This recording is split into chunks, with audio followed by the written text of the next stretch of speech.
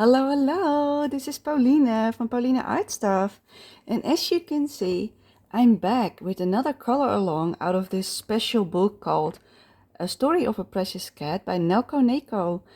And today we're gonna work on the lantern page. Last time we did the cozy story time in the back of the book, which is the last page if I'm correct. Let's have a look. It is the last page in the book, which was this one. This is the one that we did last time. And that was the one for the buddy group from Amy Ward Art on Instagram/YouTube. So that was for January. And then I picked a page for February. And because of the Lunar New Year, I thought let's pick one with Chinese lanterns. Or at least I'm imagining that they are. They could also be Moroccan. But this is the goal for today. We're going to do a watercolor base with my Paul Rubens watercolor. And then we will add shading with my polychromos pencils. So that is the plan. Today I'm hoping to do the watercolor. So I've got my Paul Rubens watercolor palette with these colors. This is what I own. But I'm also going to use a granulating watercolor from Holbein, which I've placed over here. It is the Burke Parrot Pink by Holbein, but if you don't own that one, you could also just use red and yellow to get the same effect and just drop it in basically when we wet the paper. But I will explain that when I will add it in, because that I want to use for the background. But I'm going to show you both ways. So I'm going to say like split it up in half, and this part I will do with the granulating one. And then I will try to do the same effect on the right side with my Paul Rubens watercolor, so that if you don't own it, you can still do it in a different way, but it will look similar. At least that's what we're hoping it will be. But we will see. So I got all my stuff ready to go, so I will put this to the side. I've got my brushes from Chris Hong in collaboration with Craftemo, so I've got all of these today because I don't know exactly which ones I'm gonna need, because these might be handy for the details in the lanterns, and this one I usually use to just wet the page. So we are gonna see what we will need. I also took my stone, what do you call it, ceramic palette, in case I want to make more of a specific color. I can do that in here. So I got that one ready, and my palette itself. So we're gonna just jump in and see where it leads us. So I'm going to place my watercolor palette on this page, like I always do, so I can mix and match. Let's see, let me put it in a bit more in frame. Yes, now we are in frame, I believe. And we're going to start in the background. So what I will do first is I want to use mainly red, pinks and yellows with a touch of mint green. That is what I want to use for today. So what I'm going to do is I'm going to make a few mixtures in my ceramic palette so that we can keep using them. So I will open up my jars of water. I always have two jars, one as a clean one and one as a dirty one. And what do I mean by that? When you dipped your brush in the paint and you want to clean it, you first go into the dirty pot, and then when that's like as clean as you can get it, you go into the like clean one. So if the right one, this one is the dirty one, this will be really colorful and dirty, and this one will look almost like this all the time. So it will stay pretty clean because all the pigment in your brush will go in this one. So that is why I always have two jars of water and not just one, because then you always have clean water to make dilutions on the paper and whatever, you name it. So I'm probably going to take this color, Rose Red, B212. I'm also going to take the Chinese Red. I think that's the Chinese Red, I believe. Yes, the Chinese Red, D215. So those two I necessarily want. I might even want either one of these purples, but I'm not sure yet, because I want to keep it in these warm tones, and then add yellow and a mint green for maybe some details here and there, not too many. But for our kitty, we have two kitties, and one of them has green eyes and the other one has purple in my book, so we can go either route because I want to add in that color anyway. So that is something I can decide later. So let me first take some of this one. So I'm going to add water in these thing. So I'm literally just dipping my brush, adding water to this palette like so. Literally just add it in the puddle. So I'm going to do that on multiple. So I've got pre-mixed paints here that we can use later. So these are for my main color. So the pink, the red, the yellow, and the purple. So I need one more actually. So that's how I usually do it. I add in water so that I've got a nice bit of pigment from each color. So that's how I do it first.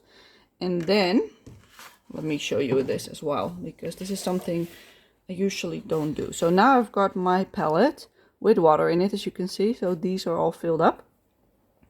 So what I will do now is I'm going to add in the pigment that I want. So I'm going to go for the really light yellow, which is called C202 Naples Yellow Light. So I dropped in a puddle of water on top of it. So it will dissolve into the water. It will activate. So I'll wait a little bit. And I will do the same with the pink, which is next to it, which is this one. So I'll drop a water on that. I also do that with the purple, which is the sixth one. So that one. So I'll drop in a water there. And I also do it for the Chinese red, which is this one. If it wants to work with me. Oh, wrong one. That one. Almost, okay. So now that I drop water in it, it can activate. So this one probably is already good to go. Yeah, you see? It becomes really mushy, so that's good. That's what I want. And I'm just gonna drop it in the water that I've got here to make my mixtures. Maybe I also want a bit of a darker yellow as well later, but for now we're gonna just do this one, the lightest one. Because I'm mainly gonna use it as accents and mixing it in with the red and the pink. So it's gonna be a mixing color. So there we go. Maybe a little bit more.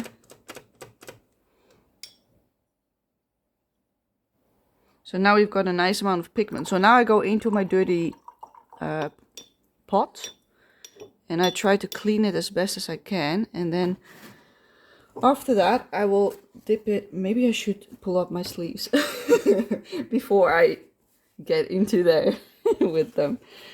Okay, so then I just do like this. And if it looks clean, I can move to the other one. So I can go into my clean one.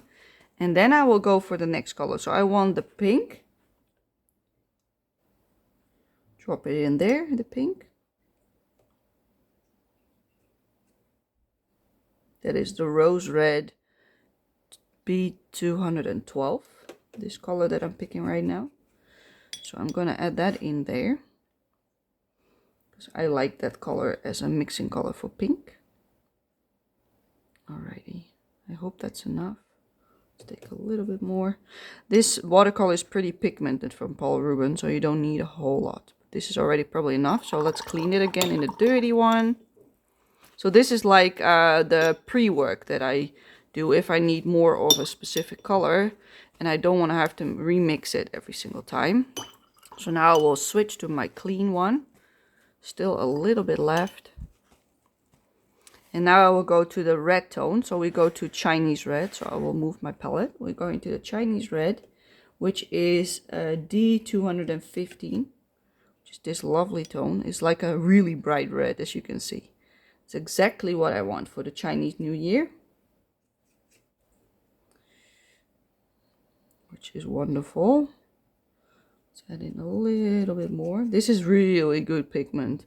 Like much more vibrant than even the pink and the yellow that we just used. Like some colors just own more pigment into it, I guess. So that is the red tone. Then I'm gonna take the purple. First I gotta clean my brush so I don't mix it with the other pigments. Into the clean one. Yeah, it's clean enough. Okay, let's go to the purple, which is this one. This is Violet C313. So I'm gonna add it in this one. So this will also be our color palette for today. So in this way we have a nice stash of each pigment that we want to use. So I add in quite a bit of pigment into the puddle. And then I call it done. A little bit water. There we go. That's the purple. And let's see, what else did I want? Was that it? A little bit of mint green. So I should make another puddle for the mint green. First I need to clean my brush.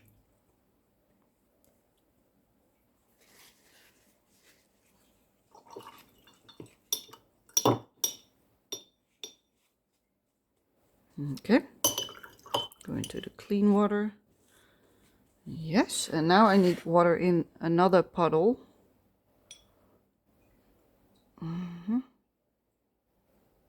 For the green. I don't want too much. Like I still have some purple even from my brush. Well, that's okay. The green one. I want a mint green, so I'm going for this one. A little bit of a darker one. I'm going for D182 turquoise deep instead of the light, because the light is maybe a bit too... I'm probably gonna add in white anyway while using it, so it doesn't really matter that I pick the darker one, because I want a bit more dark today.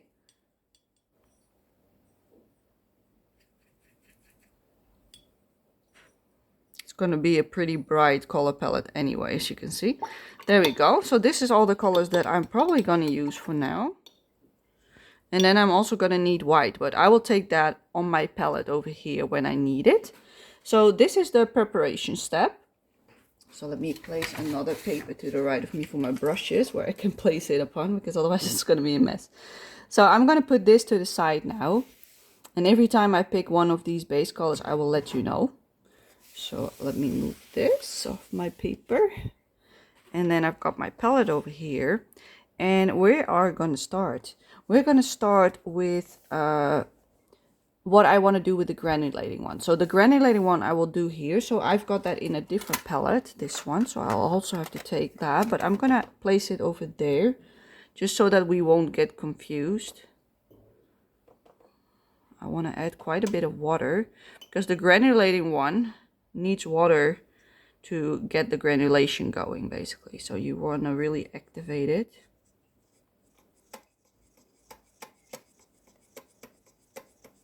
Like the more water the better usually with granulating watercolor, because it will split into multiple colors once you get it going. So let's see if it works. I'm getting quite a bit of pigment out of it, as you can see. Let me take that drop from the bottom.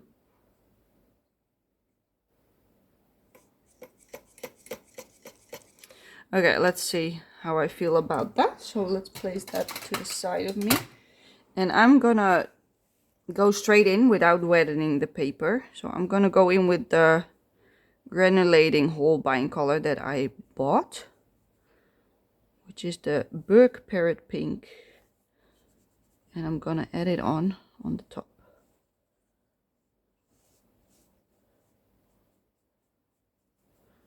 And right now it just looks like this pink tone. But when there's more water, you get also yellow, orangey tones. You already see it happening a little bit over there. So, like, look. If I do it like this, then all of a sudden you also see orange coming. You see what I mean? There's multiple colors in it. So it has pink and orange tone. And that's what I want for the background. A nice warm tone. And because I already added the water on my palette with it, it will already do the granulation. Look how beautiful that becomes. Let me zoom you in actually, so you can see it better. You see the yellow blobs? And I'm using it pretty wet for that reason. So on this side I have got it a bit more diluted. But I will drop in some more pigment on the top like this, so it can do its thing. But I do want to be careful next to the spine. So I'm also going to move this to the bottom a little bit more. Because I want it pretty dark on the top and then lighter to the bottom. And then we're going to add in yellow on the bottom in the background. That's what I want. But yeah, if you don't have this color, this might be a bit more difficult, but I am in love with this one. I just bought it in a small tube. I will let you see it. Let me grab it for you because I've got it right here next to me in a drawer. This is what it looks like. And as you can see, that's the name, Berg Parrot Pink. And you can just buy this alone and you can fill up one of those tabs, like the pens. And then you have to let it dry completely and then you can use it like a normal watercolor. So that is what I did. So it is at least enough to fill 2 pens completely. But look at this. It's so pretty, this part. That is what I want. And then I want this lighter tone in the middle, which is like a soft pink. But in order to get that with normal watercolors, I'm going to show you that here, what I would do then to recreate this. But first I'm going to take this water that's puddling here on the side. I want to take that out like so. Because otherwise it's going to be a bit of a mess. Don't want to take it out all, but some. So now I'm going to try to recreate this over here. So what I will do is I'll clean my brush. And I'm going into the Rose Red B212 from the palette on the right. And I'll drop it in here. Like it's a bit more pink. And then I'll drop it here. It's gonna look different, but it's gonna be a similar effect because of the way I'm gonna apply it afterwards. So that's enough pink.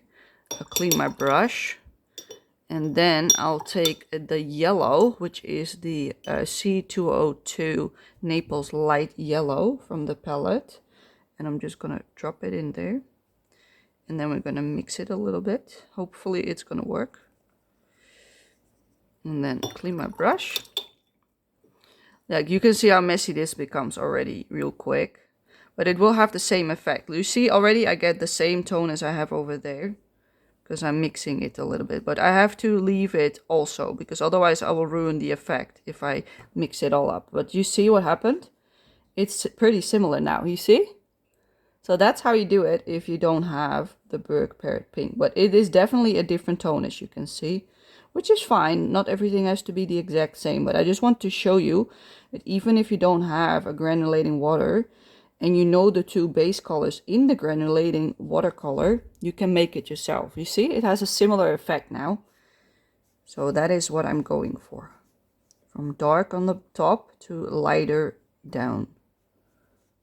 So that's how you do it. So now you can see them side by side. This one has maybe a little bit less yellow, but I don't want it perfect either, you know. So this whole light patch is fine.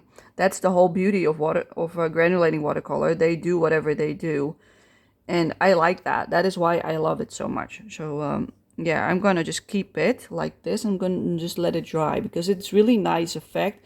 But you can see you can recreate it like this.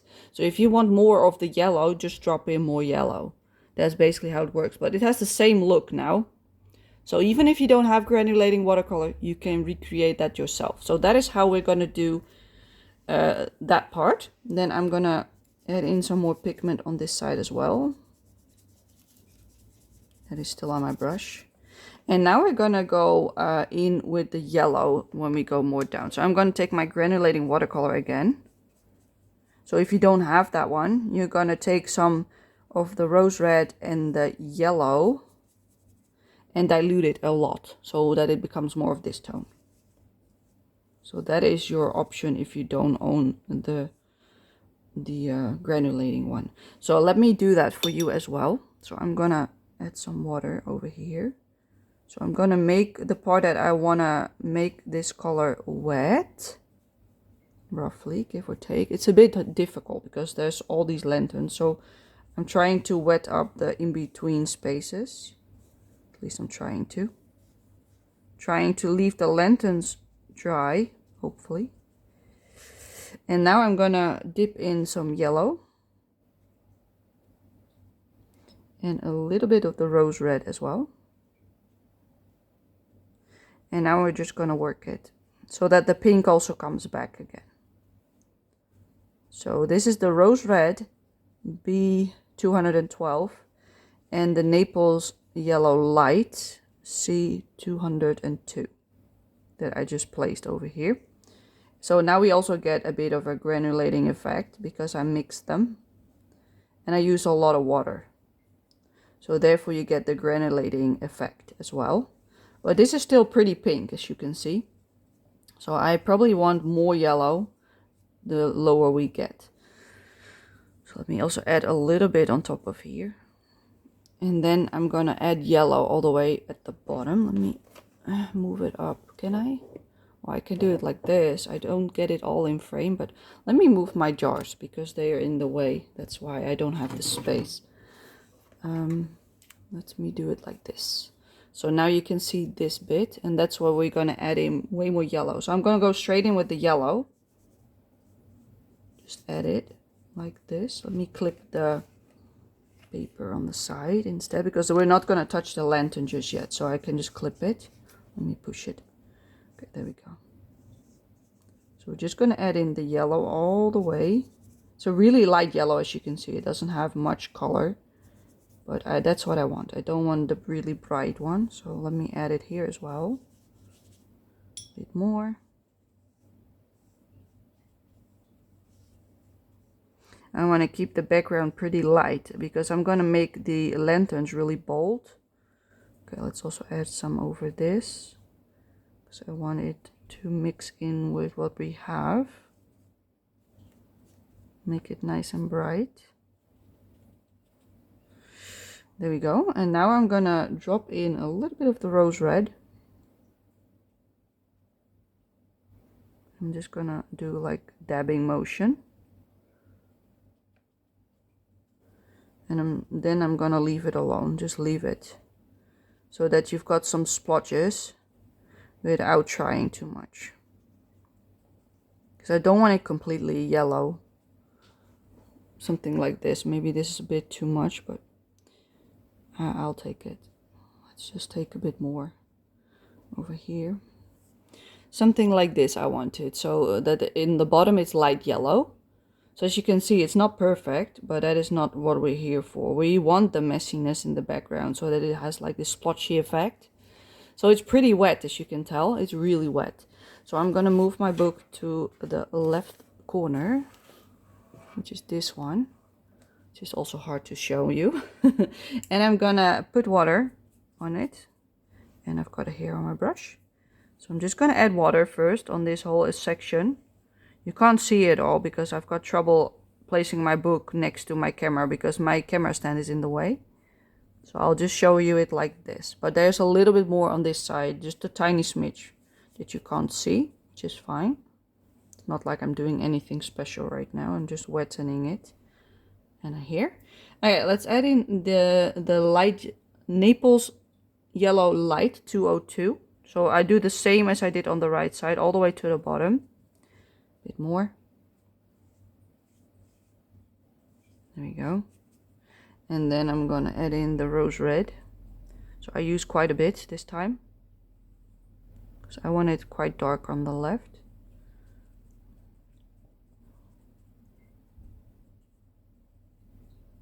Gorgeous. And then lighter towards the kitty. And there we have it. So this part is now a lot darker. So let me lift some up and let me also place some here. Just so that it's not too perfect. Hold up, let me show you. Like I used some of the pigment from the left and just dab it in here. So that becomes also a bit darker. Because I want this left corner a lot darker than the right side. So I'm gonna go back up. Because that has dried up now a bit more. So I'm gonna add in the rose red, which is B212.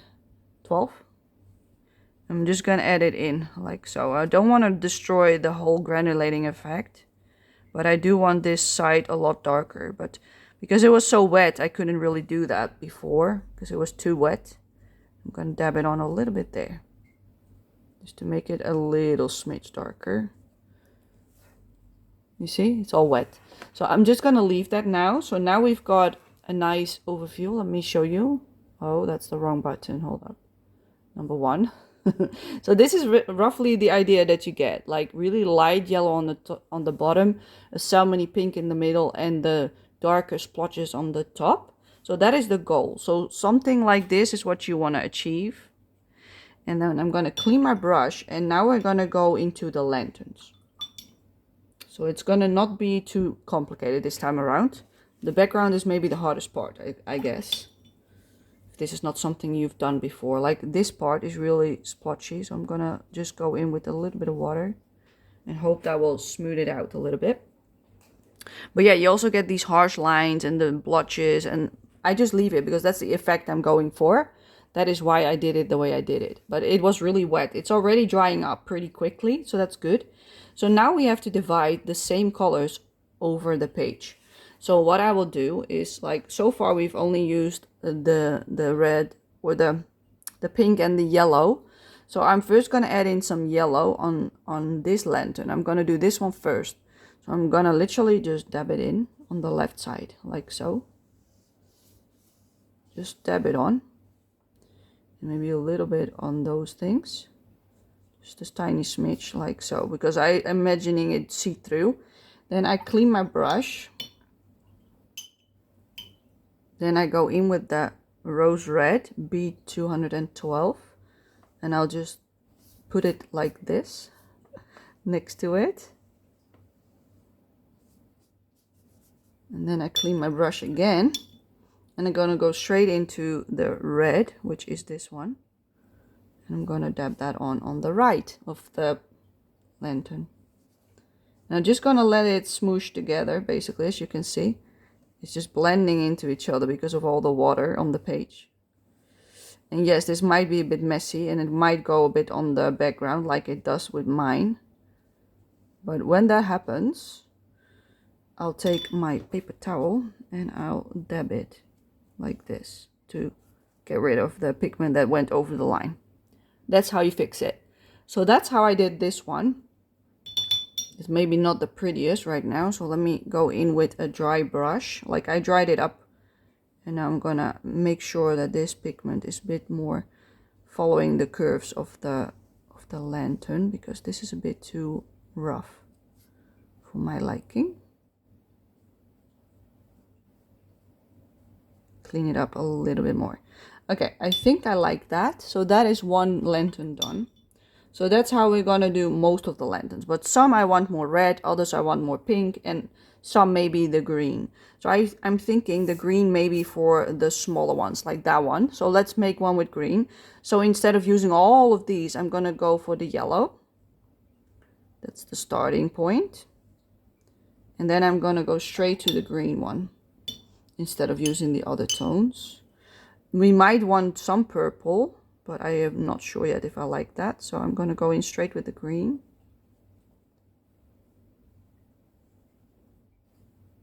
It's really wet, as you can see. So I'm just going to leave it and just let it do its thing.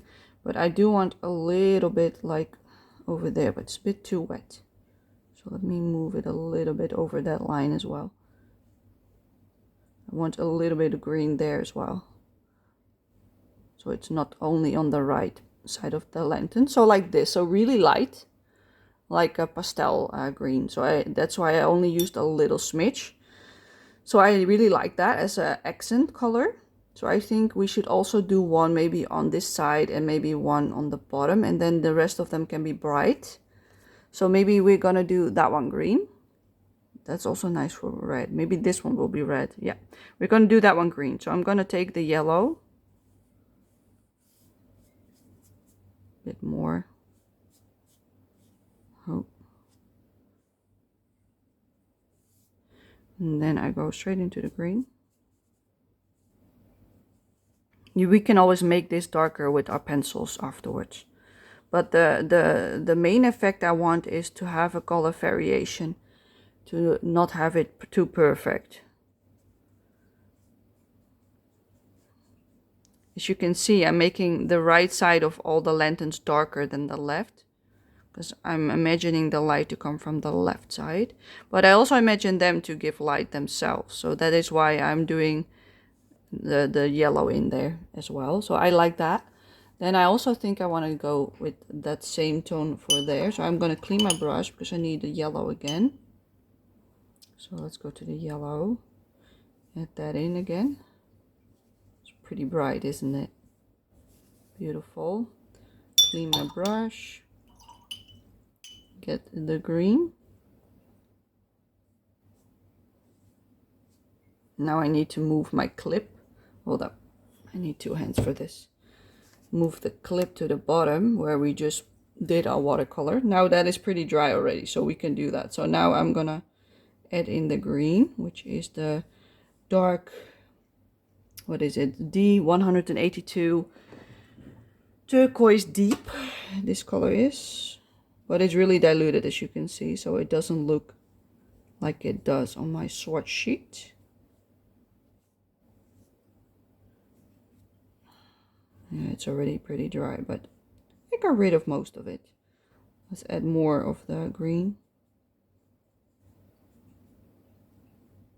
Alrighty, that is another green lantern. So now I want some red ones again. So I think I want this one red.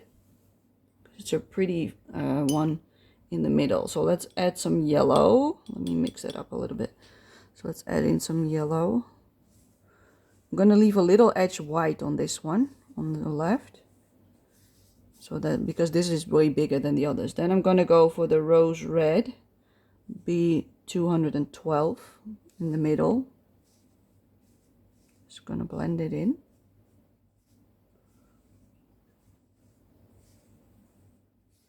And then I will add in the red. So clean my brush again.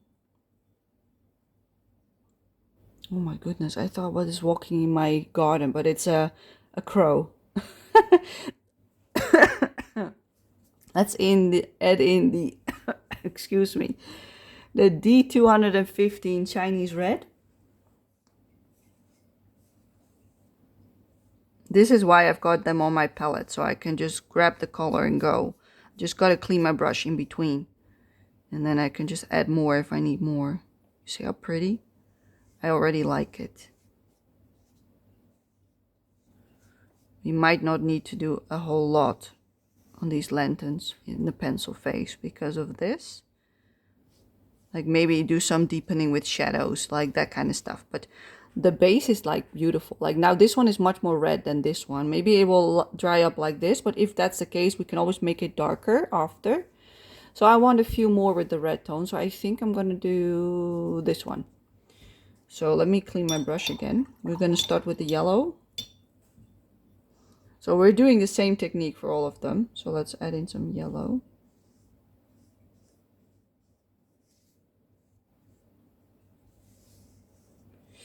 And then we go to the rose red, clean the brush in between, so it stays nice and clean in between. Because you don't want to contaminate the colors on your palette.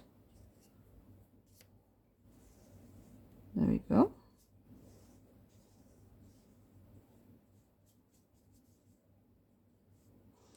Clean the brush again.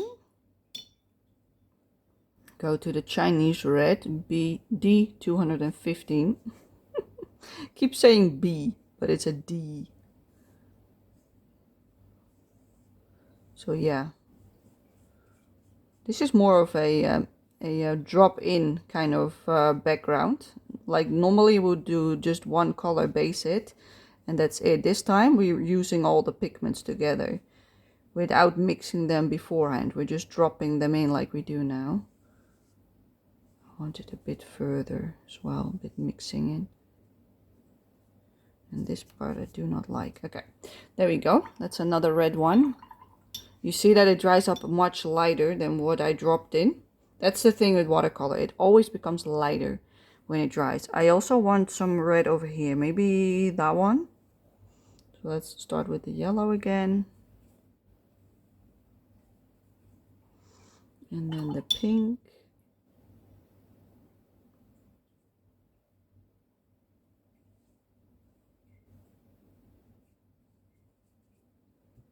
And the red.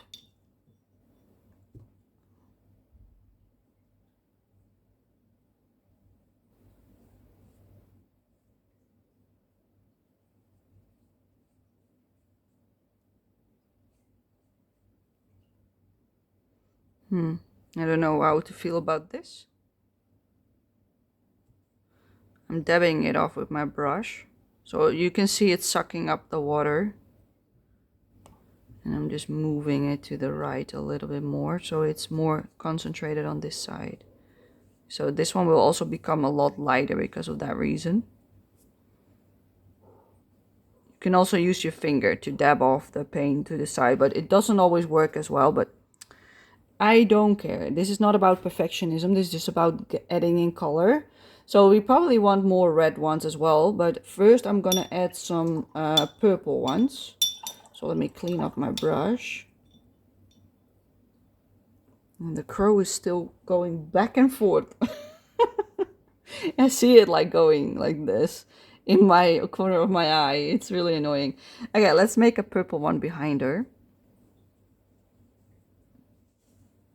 So I add in the yellow, clean off. And this time I go straight in with the purple. So the purple is C313 Violet. And let's go. Look at that, beautiful.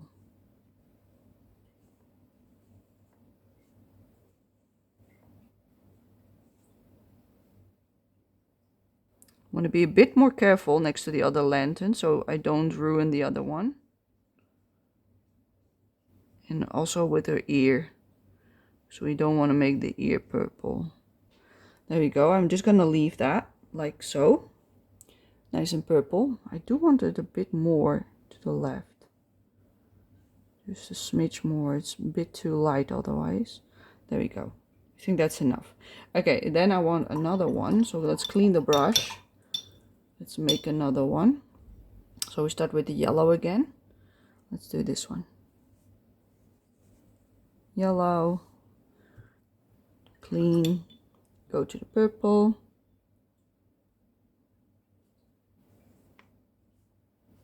And there we go. That's how simple it is. But this one is almost dry, so therefore I can do this one now. Because if this one was still wet, you don't want to go in next to it, because then all this water will blend in with those, and that's not what you want. So you need to wait until the lantern next to it is dry. So this one is really wet, so you don't want to go next to this one anywhere close. Same with that one, same with that one. This one is already pretty dry, so you could do this one. So let's do that one then. Maybe I want that more pink, but purple would be nice too. I don't know. I can decide that later. Let's make this one purple, because this is dry, this part. So let's go for that one. Oh, but that one is still wet, but I have to just stay away from it. Like so. It's pretty small. And I want the left to stay white anyway. So a little bit of the purple. I have to be a bit more careful. Let me dab my brush. Let's add in a little bit more pigment. There we go.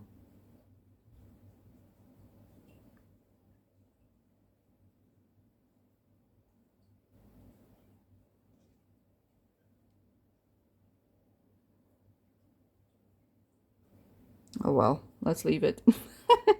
Some purple on the other one. I tried to dab it away, but it keeps coming back. You see what I mean? Oh, there we go. Now it's dry. That is why you don't want to touch one that is wet still. Okay, we've got a few more. We've got 1, 2, 3, and the big one on the top, and the one in her hand. But I think the one in her hand I want mainly yellow with some red maybe. Let's do that one first. So let's add in the yellow. Well, let's move the clip as well. So some yellow, and then I want some pink. I also want her dress to be pink, I think. Maybe red, I don't know yet. Maybe I want the pink. I love pink with her. So maybe I will go for the pink. This could also just be a pink lantern instead. I think I like that better. So let's add in more pink to the right. Make that a lot darker. Yeah, I want a pink one in her hands. It's my favorite, so let's make it pink. Just because we can decide that ourselves, we're making this one bright pink. There we go. So let's leave that now. Let's make some more pink ones. So I think I want that one pink. Cleaning off my brush again. This is a pretty colorful page, even for me.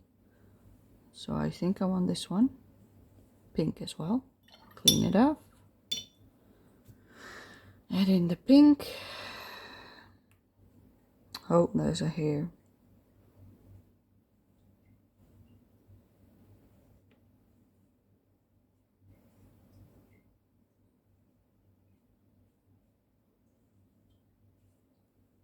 It's pretty wet.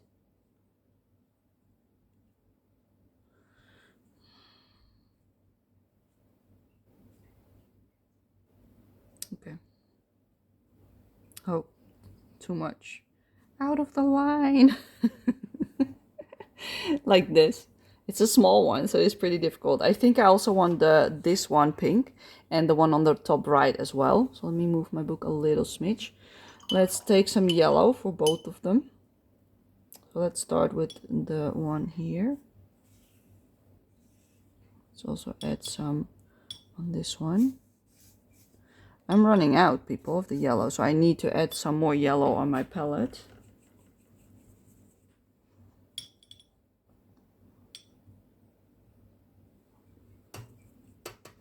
Because I'm running out.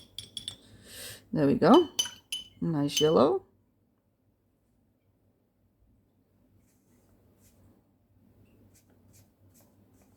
There we have it.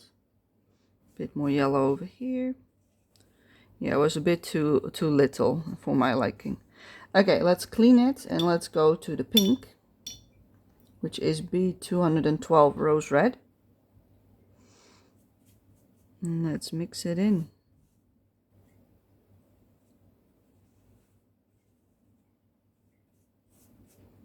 Let's also do that on this one. The clip should move again, because I need to be able to reach the lantern. When that dries up again, I will put the clips back where they belong. Add in some more pink on the right so it becomes darker. Yeah, that's what I should do. Move it down.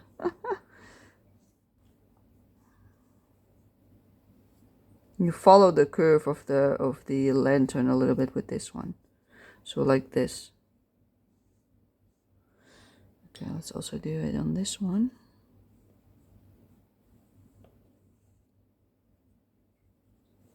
It's a pretty bold page.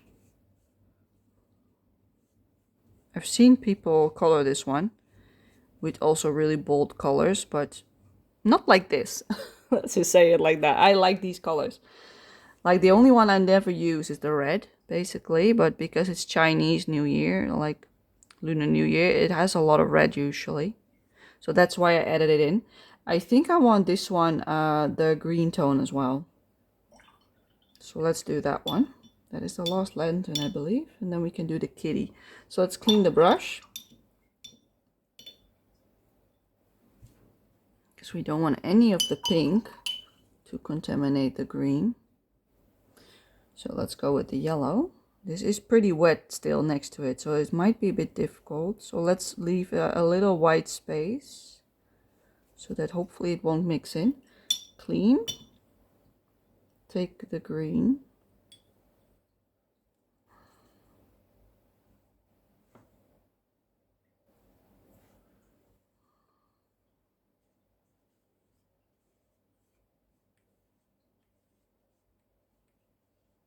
I do want to add in a bit more pigment.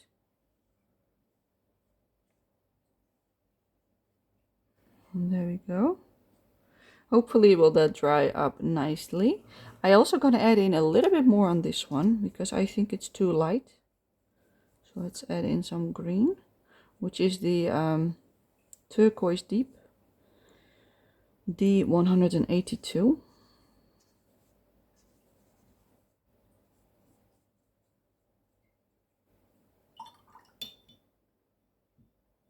I'm going in with some water to dilute this harsh line, hopefully. There we go. And I also want some more green on the top left one, this one. So let's do that as well. Let's make this part a little bit wet and then we go straight in with the green. Deepen it up a little smidge because I think it's way too light. That's the beauty with watercolor. You can just go back in and make another layer. So I'm gonna just drop it in like so, make it pretty wet, but I will leave it to dry and see what we get with this much pigment. There we go. Alrighty, so that is all the lanterns done. Let me clean my brush, and now we're gonna make a mixture for the cat, for a fur and for a dress, because that's roughly the same mixture. Like the mixture for the dress is rose red, B212. Let me pull her in frame.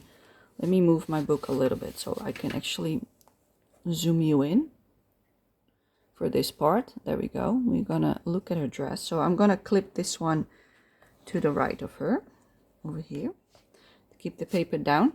So what I will do now is I will take my palette to the left of me, and I'm gonna put some water there. So let me take my clean thingamabobby. Take some water. Then I'm gonna take some rose red. Where should I place my water? I don't know, maybe there. Dangerous. Okay, let's do some rose red. That's our main color. So that is on the palette. Now I want some white, titanium white, A203. So that one we haven't used yet. So I'm gonna activate it on my palette, which is to the left of me. So I'm sorry if I block your view for a second. I'm just activating the white. And I'm adding it into the rose red and mixing it. So I get, let me show you. I get this lovely tone, like a really soft pink, you see? That is what I want. That is what the white does. So it makes it from a dark pink to a really light pink. That's what I want. So that is her dress color. So I add some more water to my brush, and then I pick it up, and I'm just gonna go color it straight away. So I literally diluted it now, but I have to be a bit careful. Oh, that's her skin. What the hell am I doing? Don't go over her skin, Pauline. Yeah, that was not what I'm trying to do, but like this is wet, so be careful that it doesn't bleed into that part. Let's add in a bit more pigment.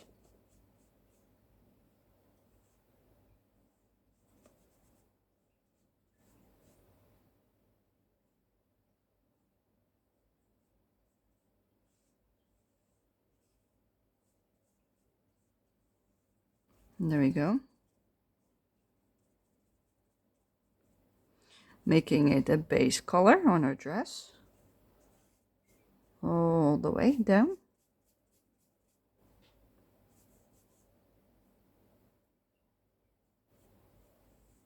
And there we have it.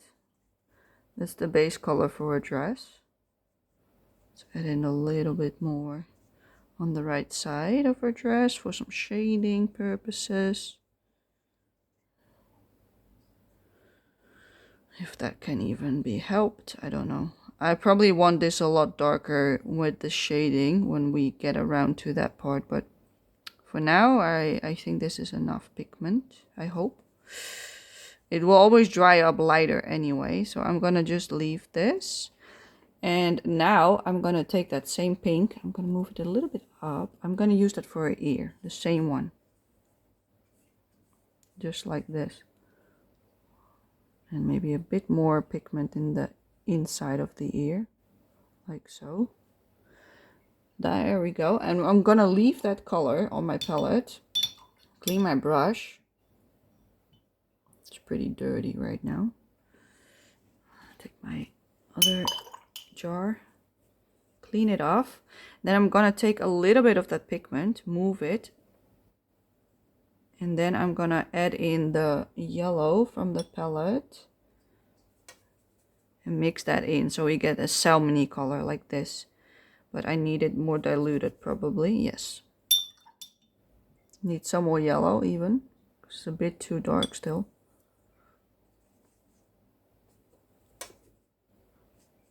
Yeah. That's more like it. But I am having it a lot darker than I usually do.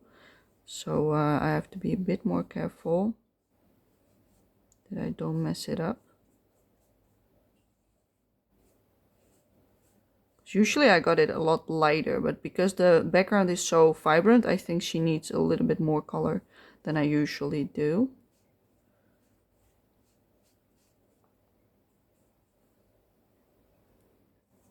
I keep her paws usually white. So therefore I'm skipping those. But you can see it's a pretty light salmon-y pink color with a bit of yellow in it. So I also did that on her arm, which is out of screen. And now I'm going to add in the pink again, a little bit for her cheeks.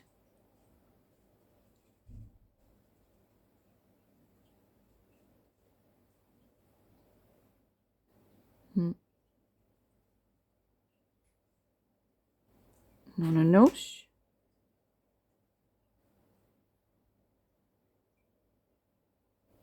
Hopefully that's going to look okay.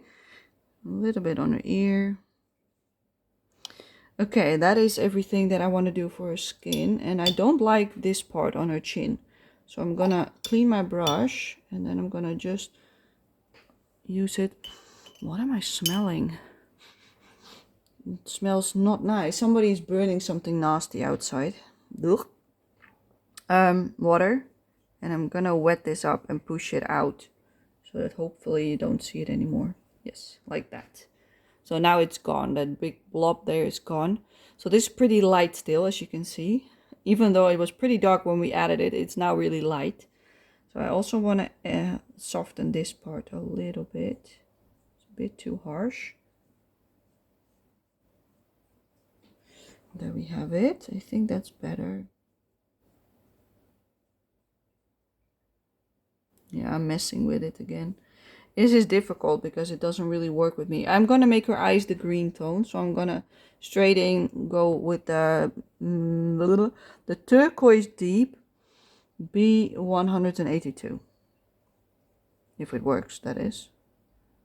I'm trying to get as little as possible pigment because otherwise it might be too wet. There we go.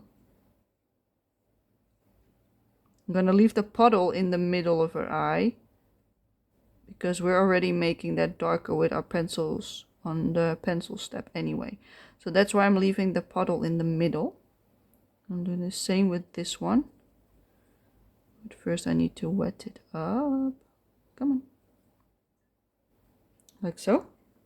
I'm just gonna let that dry. Look how pretty it already looks. Awesome. So that is everything with the watercolor done for today. Now it needs to dry and that might take a while. So I probably can't continue today because it needs to be really dry. And this will take time because we're using it so wet. This might take like a whole day to dry up. Let me zoom you out. So let me move my water palette for a minute so I can actually show you. Let's also get the water away before I splash it on the book. So this is what it looks like from top till bottom. So this one is too light for my liking because of the darkness behind it. It might need some more shading on this side, but that counts for almost every lantern. Same with this one, same with that one, same with that one. It's not dark enough. The contrast is not enough just yet, but I do like how I spread the colors on the paper. So I'm happy with the result for today. And I'm gonna add on the colored pencil part onto this one. So it will be one big video. So that will be the next clip that you will be seeing today. So for now, I'm gonna say until the next clip. That's it. So yeah, until tomorrow. We're now the next day. And today we're gonna do the pencil shading for our whip from yesterday on which we did the watercolor, which you've just seen. So it is this lovely page. So now that it is dry, we can add some shading. So this is how we dry it up. As you can see, it's a lot lighter than what we placed. That is always the case with watercolor, but I'm really happy with the base that we've gotten. So here you can really see the granulating watercolor, and this is what we made ourselves. So it's a bit of a lighter version of what we see on the left, but it is similar. Like the more you want of a certain color, the more you should drop in. So that is how that works. But today we're going to do our Polychromos pencil shading. So these are the colors that I picked out. I'm not sure if we're going to use all of them. But yeah, we're just going to make the shadows a little bit more and smooth things out a little bit. That is the goal. And let's see how it will go. So yeah, let's start. Let's not linger around. Let's just start. This time I'm going to start with the kitty. Just because I want to. So let me zoom you in. There we go. We're going to start with the little cat. So we are going to start with this lovely tone, Cinnamon 189 from the Faber-Castell Polychromos pencils. And we're gonna add in some shading. So what I usually do is I will add in some strokes, like there, if there's fur, like here next to the nose. That's what I usually do. And then I'll shade it in a little bit to soften it up.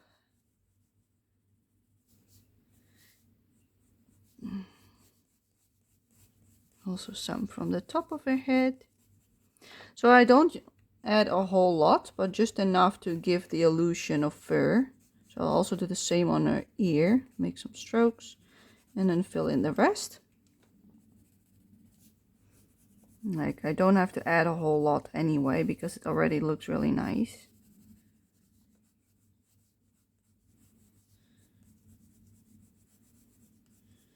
But yeah, you don't have to be precise at all, as you can see. And then this part I will just shade in completely. All the way up till about here. And we'll also do that on the bottom of her arm. Just make some strokes. And then the rest of it I color in. So yeah, I do really simple shading on my cat. I don't want it to be too complicated. And now it already looks like fur, especially because of that and that. Like it just makes it. Now I'm gonna switch to Dark Flash 130. And we're gonna do her cheeks and her the inside of her ear. So I will darken up the cheeks a little bit with this, like so. So I don't want to go all the way till the edge of the watercolor, just on the inside, usually like this. Make it nice and dark, like really blushy. And then I will fade it out a little bit on the bottom, so it's not a harsh line. And I'll do the same on the sides. And this one, there's barely any space, so I'll just leave it. The nose also should need a little bit more. There we go. And then for her ear, I do some slight shading on top of everything. And because of the watercolor that's already there, you already get the dark to light with just this tone, so you don't need anything else. And because the watercolor is a base, the pencil also grips onto it much better than it would otherwise. So this is everything that I will do for the skin. So now I want to darken up her iris, and I'm going to take this color 158, deep cobalt green, and I'm only going to shade this dark bit. So I'm going to draw in a circle and I fill it in, and that's all I do. And then on this one I do the same, draw in a circle and fill it in. And that's that. That already looks so much better. And that is enough, probably. Like, that one has a little bit less green than the other one. So I'm going to take the 161 to add in some green on the eye, which is Phthalo green, 161. You can find this pencil holder in the description box below this video, in case you're wondering where to get it. It is a tool to help me be able to grip my pencils a lot better, because it makes it thicker to hold. So yeah, I'm just gonna smooth it out a little bit, this green, and that's it. Yeah, wonderful. I love her eyes already. All right, so that is the kitty done. Now I want to do her outfit, just because I can. So I've got this lovely pink tone, this one, the Pink Meadow Lake 129. So we're gonna first shade with this one, and if I don't like how light it is, I can always add in a darker one. So we're going to start with this one, 129 Pink Meadow Lake. And I'm going to shade the bottom of her outfit and the right side of her outfit. So I'm imagining here to be light from the lantern. So this part I also want light. So I'm also only going to do some below her arm, like so. And some underneath her ribbon. And on the right side, let's remove all of these clips that I still have on. I still got all my clips on from the watercolor session. Like, look, they can go. I will keep the protection sheet underneath, just in case. That is fine to keep. All right, let me put you back. So now we can color all the way to the edge. So I will color this in. But yeah, I think I do want a darker tone next to it. So I will not color everything with this color. I will add in the darker one after this then. We also use that on the inside of the ribbon as well then, to make it a bit darker over there. Same with the sleeves. I also want to add in the darkest pink. But for this part, this is enough shading.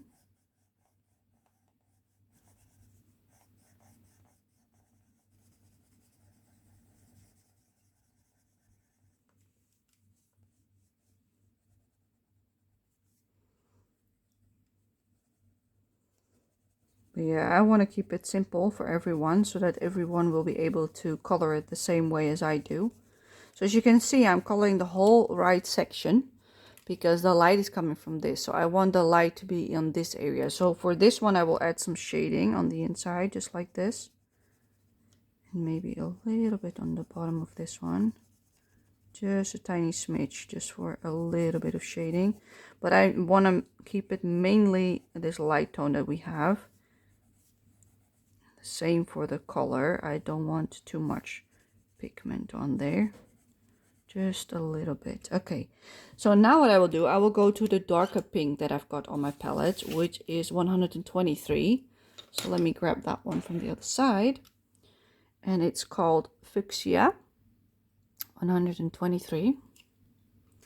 And we're going to add in some more shading. So I'm going to add in some more to the side of this. Like this whole section on the right, I want a lot darker. So I will color it in completely like so.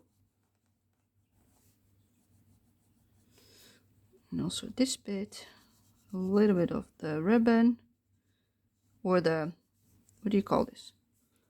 The sleeve. A little bit on the inside as well. And then the inside of these ones, the big ribbon on the back. For some contrast. And now we're also going to add it in on the right side of all of these pleats and all the folds of the fabric. Next to every line, I'm going to add in some shading like I am now. And for this one, I'm just going to color it completely. Maybe a little bit like this. All right, and that is it for the dress. I think that's more than enough. So what I will do now is I'm going to go in with some yellow. So I've got the 107 cadmium yellow. So that is the lightest yellow that we have, which is pretty bright. And I'm going to add some yellow on her dress. Really light pressure. Just color it like straight on her dress, like so. And we're also going to add it on her paw on the top. Roughly up to there. Maybe a little bit on her face. Just a tiny smidge. Because of the light hitting her. And then also a little bit on the paw. So now it is like glowing. I'm sorry, you were out of view, you see? So I did a really light shading over here. And here a lot more. But I think I want it even further. So I'm going to color all the way up till here, roughly. Like so. Make it really nice and warm. And because of the pink underneath, it becomes this nice warm tone. And you don't have to do any more than this. This is enough to make that shiny feeling. But I'm also going to do that on the bottom of her dress. So this part should also have some of that yellow tone. All the way up to about here, give or take. So that is the glow from the lantern. That is what I wanted. But that is better to do with pencil than with the watercolor itself for me. So now I'm also going to add it into the lantern on the left to warm it up.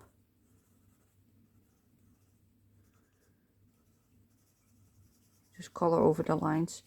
Doesn't really matter that much. There we go. Make that a lot brighter as well.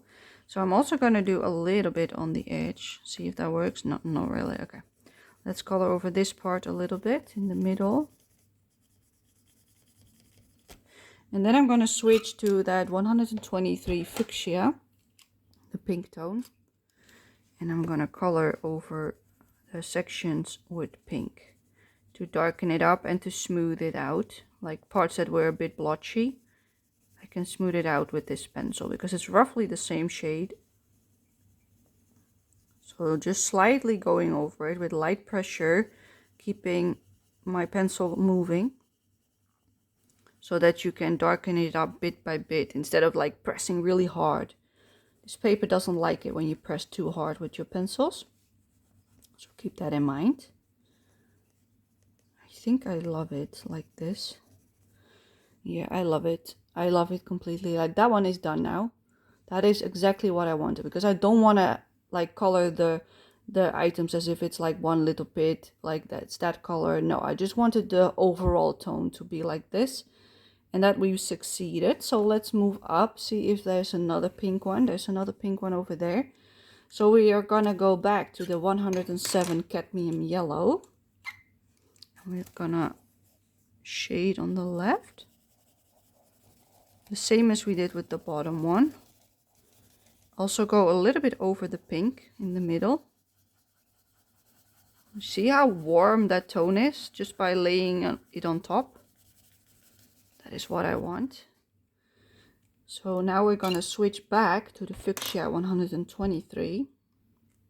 And we're going to do the exact same. We're just going to softly go over it so that it blends nicely in the middle.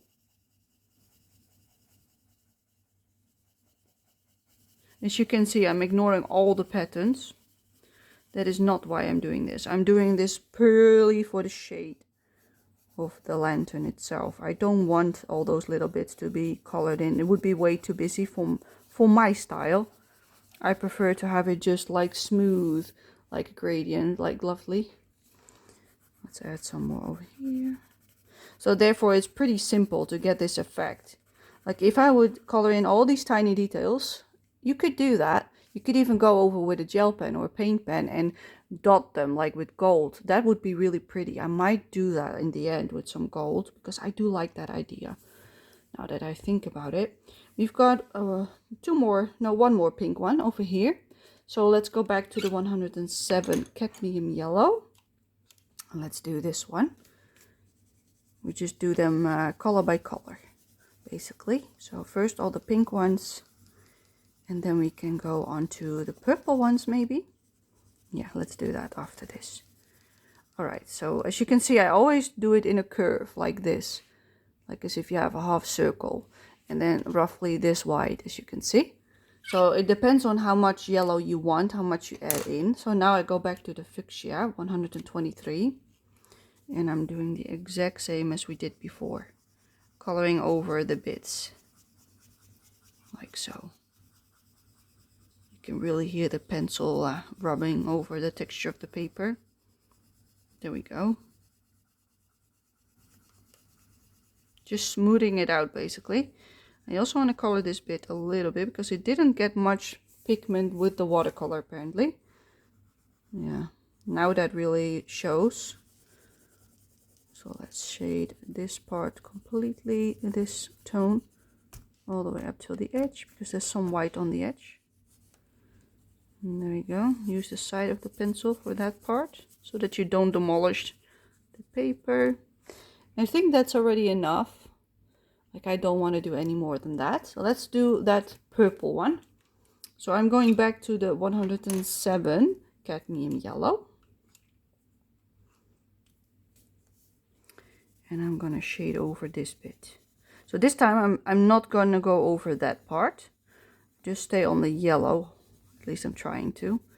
And then we switch to a purple. And I chose two of them, but they're pretty close together, as you can see. So a lighter one and a dark one. So let's first take the 138 violet, which is this lovely tone. That's usually the one I use. And let's try to shade next to it. Let's see what happens if I go slightly over it. Nothing. Okay, good. Sometimes it makes a really hideous color when you color over the yellow with the purple. So therefore I want to try to not do that. Okay, roughly up till here. And then I want the darker tone on this side. So let's go to the 136. I don't know how much difference it will make, but well, let's see. Purple violet, 136. I barely use this color. So let's have a look what it does on top of the watercolor. Oh yeah, that is definitely darker than what we just did. That's good. That's what I was hoping for. It's a bit more of a blue purple. I was hoping for more of a purple, a pink purple. But this is fine as well. I like it. Not bad at all. So I'm gonna try to keep it next to this line. That's my cutoff. So all of this is now this color. But yeah, it's not like massive difference, but it's definitely different than it was before. This part is also that one. So what I will do is I will shade a little bit of the purple on this side. Just on the edge. But really lightly. Like so. Really lightly. Because you is see-through. So you need some of the color, but it's not really, you know, not exactly what I wanted, but it's okay. Okay, let's see if there's more purple ones. Yes, there's one more here and a smaller one on the bottom. So let's do this one. Let's go back to the 107 cadmium yellow. And shade again. Now we can go a little bit over the purple because this is a lot lighter. So I think it will work anyway. So let's do that. Yeah, this works pretty good, as you can see. And it really gives a lot of pigment because of the watercolor base, which is what I love. So let's go to the violet, 138.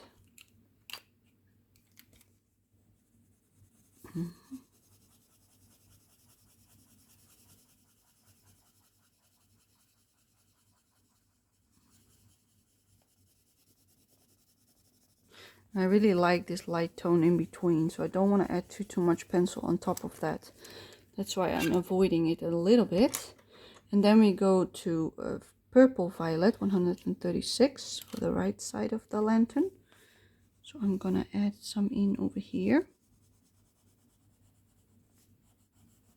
I'm gonna skip these lines, so I'm gonna pass over them so that there's more depth.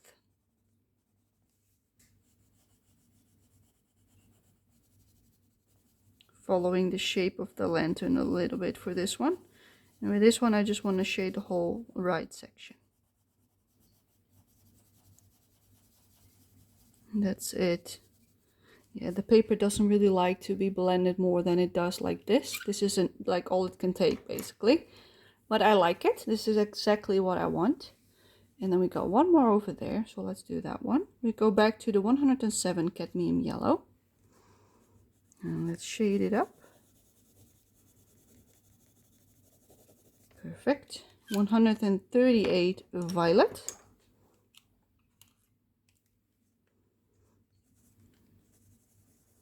If I'm going too fast, you can always pause me or rewind me or put it on a lower speed. You do that by the little, like on the right over here, there's like that wheel. And dots as well, but I think it's the wheel, and if you click that you can adjust the speed, I believe, to 1.5, 2 times, or even slower, but that also slows down my talking. Just be aware of that. And then we go to the purple violet, 136, but that is how you do that. Change the speed of the video. You can find it in those settings over there on the top right of the screen. In case you were wondering, because I'm going too fast or too slow, maybe you want to speed me up. If you speed me up too much, I might sound like a squirrel, like a chipmunk. Like, that's what you will hear when you speed it up too much. Yeah, some people do that while editing, not me. But yeah, that were all the purple ones. Yes, let's do the green ones now, just because I want to. Let's start with this big one over here because I like that one. That's one of my favorite lanterns on the page. I think it's either that one or that one that's my favorite. Either one of these two. I think this one because it's more like, I like those bits. Let's go for the yellow, the 107 cadmium yellow. Why am I evil looking? I know the name. I have no idea why sometimes I'm looking for something I already know. So as you can see, I'm leaving this bit the color of the watercolor. That is really helpful for the shape. Now I'm gonna go to the 162 light phthalo green to shade this in-between part. So this bit basically next to the yellow. So I can color a little bit over the yellow, like so. Go over it one more time. If this takes you more than just 1 or 2 layers, just keep going until you've got the shade you want. But be careful not to press too hard, because the paper does not like that when you do too much pressure. I will now switch to the phthalo green 161. And I'll color right up to that dark bit over here. I'm not sure how it will look if I do that. Well, pretty good actually. It looks pretty good in my opinion. We might be able to get away with it. Yes, we are. Okay. This one picks way more pigment on top of it, as you can see. I'm barely pressing and it is just taking it really nicely. Now I will switch to the darker shade, which is 158 deep cobalt green. And we'll do this whole side of the lantern, this part. To make it a bit more deep tone, a deep green tone, which is what I want. Even deeper than we already had. Look, see? That's the same tone that we did with the watercolor, but now it's nice and deep. Which is exactly what I wanted. Nice deep green tone, like, oof, that's pretty deep. Oh my goodness. I do like it because it really pops. Okay, let's go to the next green one, which is the one behind her. There's actually 2 of them. So let's start with the cadmium yellow 107. Oh, that's a bit too far. Come back. Okay.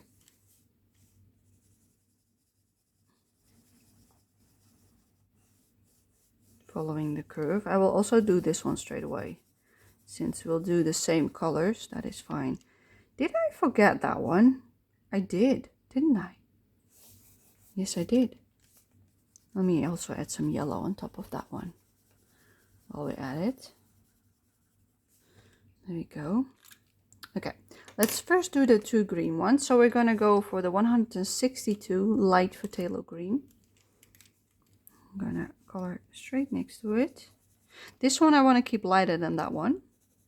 So I will probably not use the darkest tone for this one. I will just use this middle tone, the light phthalo green, and then the normal phthalo green. But for this one, I do want to use the darkest one on the edge. It makes sounds today. The squeaking sounds. All right, let's go to phthalo green 161. Now let's shade the right of the lantern.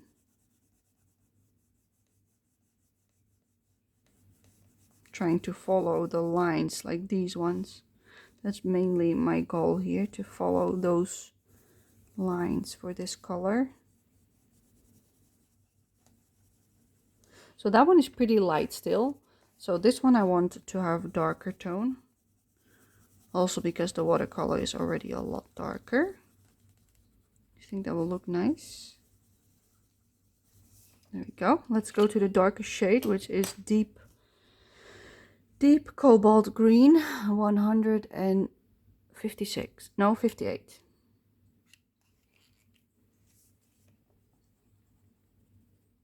For the darkest bits. Let's also color a little bit of the hinge on top.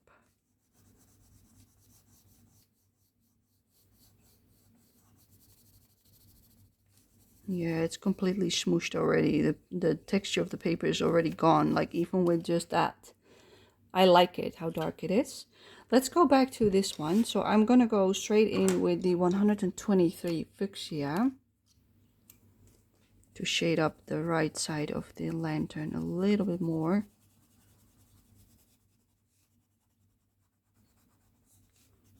That's all I want to do on that one, because it already looks a bit funky.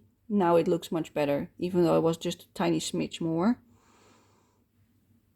Okay, we've got one more green one to the right, so this one. So let's start with the 107 cadmium yellow.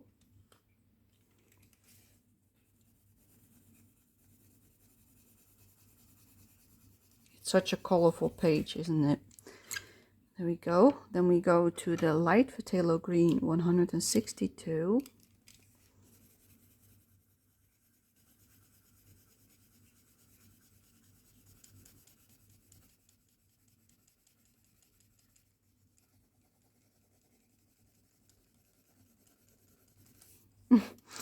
And then we go to the phthalo green 161. Yeah, this paper isn't taking that pigment from the previous color, didn't really take that well, but this one does really well for some reason. The phthalo green, it picks up pretty good, as you can tell, much better than the previous one. And then all of this I'm gonna make the deep green, the deep cobalt green 158. For some reason it's difficult to say today. The deep cobalt green. Yes, there we go. And we're just going to shade this whole entire section on the right. Like so.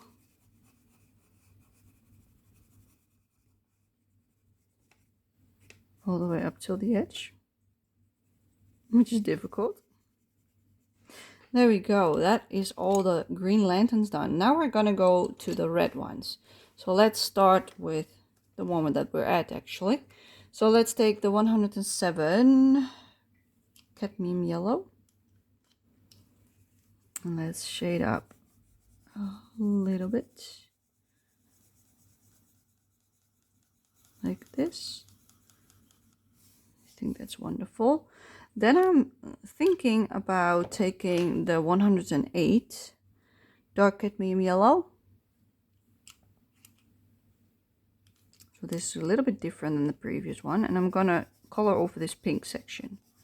See what it does, if I like it, yes or no. I was hoping it would get a bit more orangey salmon, but it does work, but not as great as I hoped. Well, at least it looks a bit orange. That's what I wanted. And now we're gonna go into the 219, which is deep scarlet red. So that's the one that we're gonna shade for the really red tone. So I'm gonna color over this bit, also the pink part. But as you can see, depending on the color underneath, it gets a different tone, which is good. That's why we placed it there, so that we don't have to work as hard with the pencils. Let's shade this entire section all the way to up to about here, so that this side will be the dark part, basically. So I want everything in between shaded with this color. Just completely shaded from top to toe. Nice and red. Yeah, I love this red tone actually. Don't use this one a whole lot, but it's a nice red. Let's skip to the darkest one that I picked out, which is 142 Madder. Let's see how that looks on the edge. I also picked a darker tone in case I didn't like this enough. I do actually like it as a shading. Yes, I do like it. Okay, that's good. Sometimes I want it even darker, but for this one I think I like it.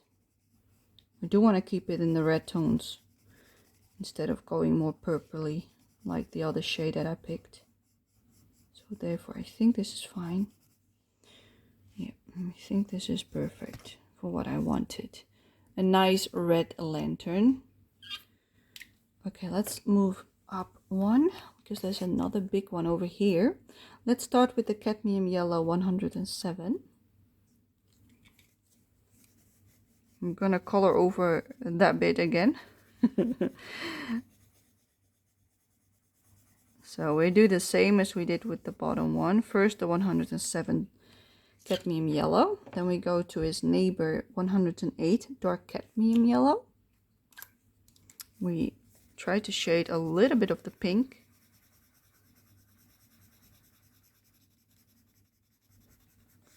Like so. And then we go straight into the deep scarlet red 219.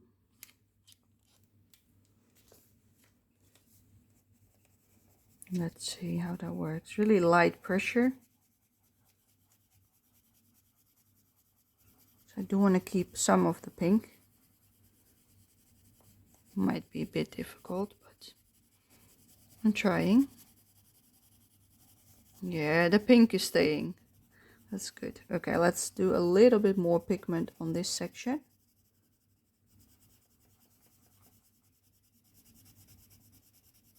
Takes it pretty well.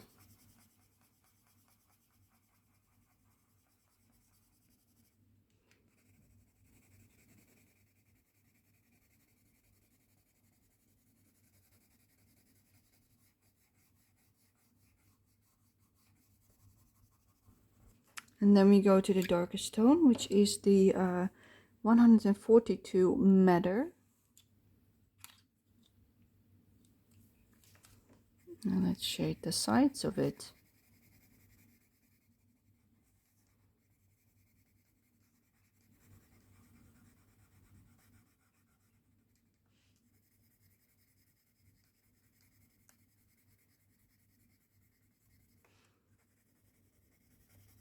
Yeah, I think adding some gold highlights here and there at the end would be really pretty with these lanterns. That really fits the vibe what I'm going for. Because I want it really bold. There we go, another one done. Let's do this big giant one. Yeah, that fits in screen like this. Let's go back to cadmium yellow 107. Let's start again on the left.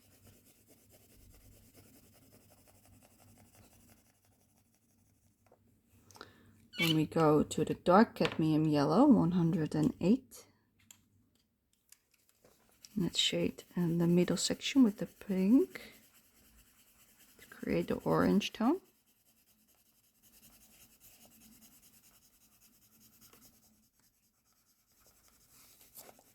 Lovely orange tone. Yes, perfect. I love it. That is exactly what I wanted. Then we go to the deep scarlet red 219.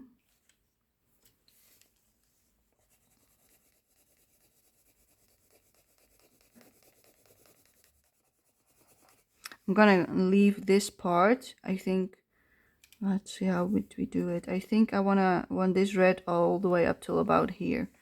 So this whole section will be the dark red that we will add in a minute.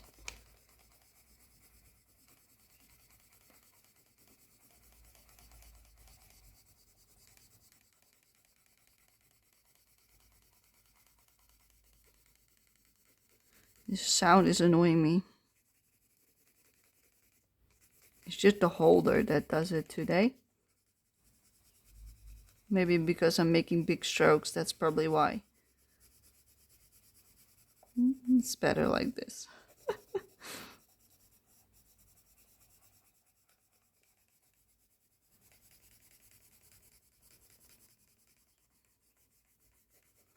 Alrighty, let's go to the Madder 142.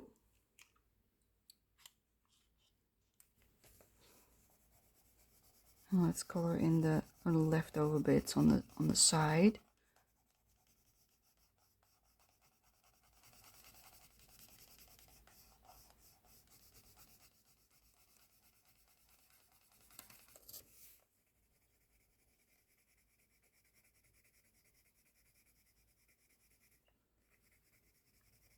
I'm in love with this page.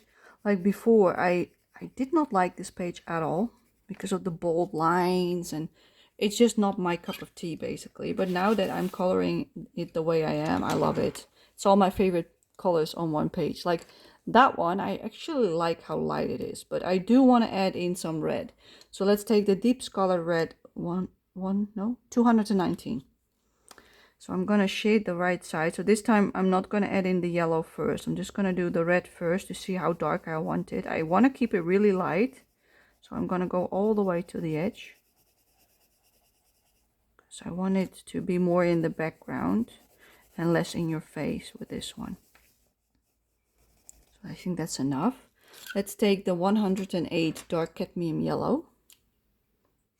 See what it does if I put it on top here. That gives me that glow that I want. Yes, it does. Okay, we can do it all with this color. We don't need the lightest tone then. This is what I want. And that is that one done. Let's color it all the way up till here. So I like that warm tone. Yes, I like that. Okay, I think that's all the lanterns done.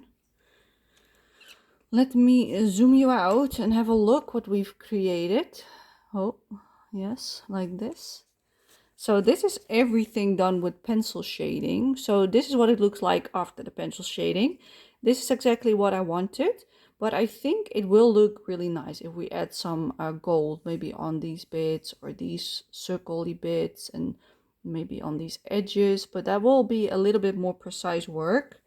So I'm gonna put my pencil holder down and I'm gonna take a acrylic paint pen. Which one shall we do? I got my Tule Art. Let's see, that is this one.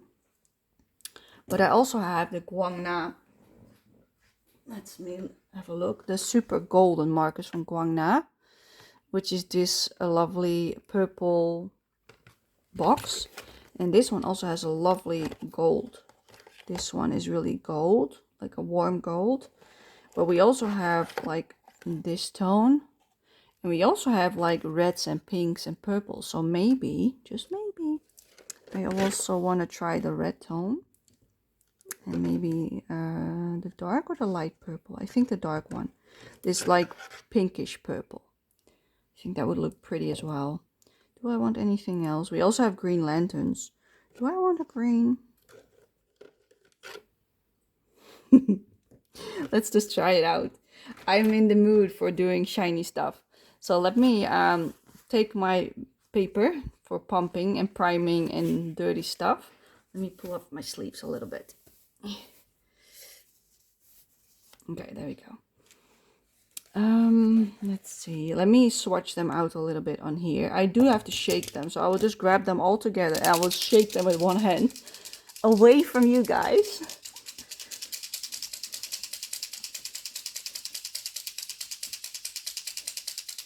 Okay, I think that was good enough. What do you think? Let's try the Tule Art first. So it's pretty clean. Let's press in the top so that the air comes out and then you test it out. It works great. So this is the first gold tone that I've got, which is Tule Art, which is like a lovely warm gold. Then let's try out the other tones. That is this one. This one has the same nib as you can see. So let me... Oh, it's pretty juicy. Which is this one. It's a bit more yellowy gold. Then we have the next one. Will also work straight away by the looks of it. It's more look of a bronze gold. You see, more bronze gold. Then we have the red tone. Yeah, I've used them yesterday, so probably that's why they're so juicy. So this is orangey red. I don't know if I like it, but maybe in the middle. Then we got the pink purple tone, which is definitely a purple. Yes, okay. Perfect. And we got the green one that I picked out. That one is too green. I don't like it. It's not the right green. It's like more of a grass green, as you can see. See? Don't like that one. So that one is a no. But I do like the gold tones. Maybe I should stick with the gold ones and skip the purple because I don't like it that much. I also don't want the orange one. I want probably this one or the bronze one. Which one do I like better? That one is like the least shiny. So I'm thinking of either... what does that look better? I think the bronze one. So this one is the winner. I don't know if they have a name. Do they? Not really. So the bronze one, the bronze gold one is the one we're going for. So let me zoom you in because we're going to do some detail work on our lanterns. And I'm going to start on the top left because I'm right-handed. If you're left-handed, you want to start over there on the top right and work your way from right to left and down. All right, I'm going to add it in on these thick lines. So to remove some of the line work as well. So I'm just going to do like a line on top of it. I don't want to remove all the lines, but I'm just going to go over it so it's less dark and it becomes a bit shiny, which I will like, hopefully. There's a hair on my nip. So let's do that on all these bits.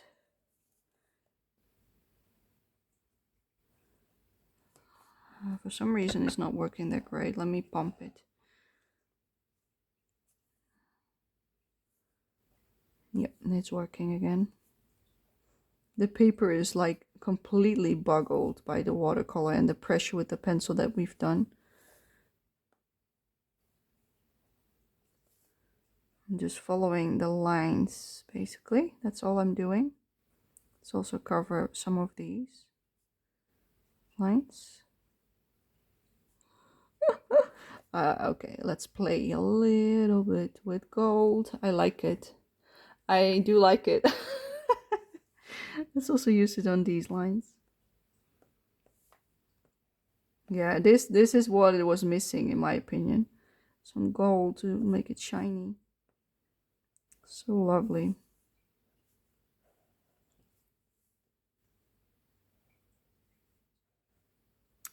Yes, people, I love it. I bought these because I saw Coloring Bumblebee use them in one of her Eerie books, I believe, with the Cinderella page, maybe. I have no idea. She uses them all the time, but I really like the results. I was like, yes, I'm gonna buy those because my gold pen, like that I had from Toolyard, was running out.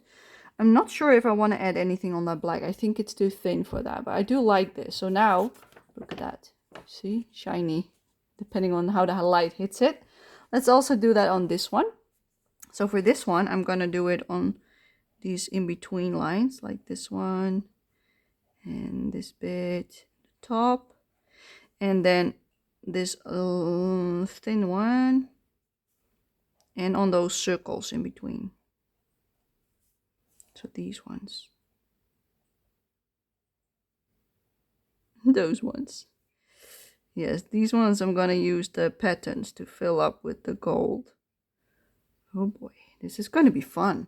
I can't wait to see the result. Let's see, maybe these dots. This is the perfect page for gold, in my opinion. I like adding gold to my pages. Let's do these ones as well. These lines.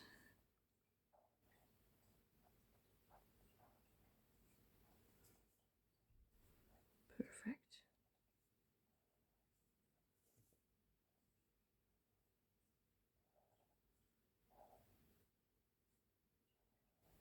Focus face. I go silent when I do focus face. Look, that is gorgeous. I love it. Gives this like luxury feeling straight away. I'm not sure if I want also some on these bits. Maybe I do. Let's just color them in. I am going for it. Lots of shine on this one.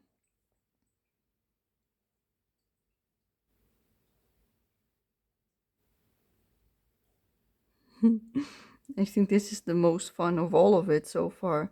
I don't know what I want with these ones. Maybe a line in the middle. Like over here. Let's pump it one more time.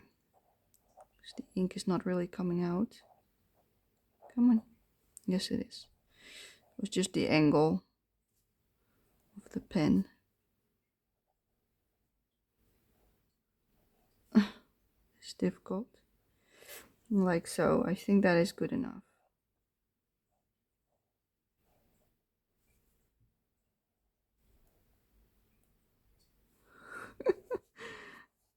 Adding in. Oh, pumping it on the paper. That's not what I want.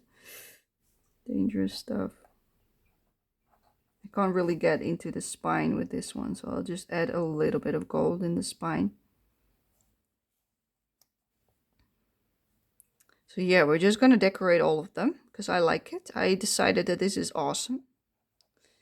This is the best ever.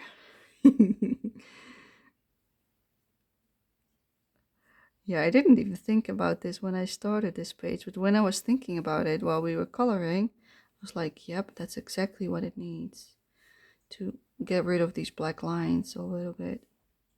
Add in some nice gold effects all the way down till here. And let's do these dots again.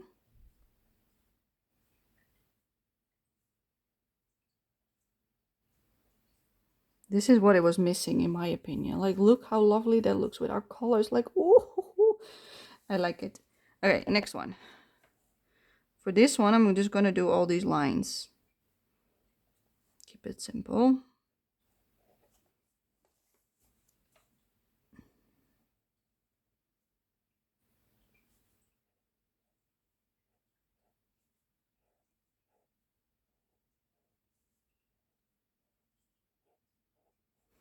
Yeah, like this is gonna be so shiny. Can't wait to see it all done, and then to move the page. I'm gonna have so much fun doing that. I probably will do that multiple times this month, and then when I will show it by the end of the month again, I'm gonna show it one more time.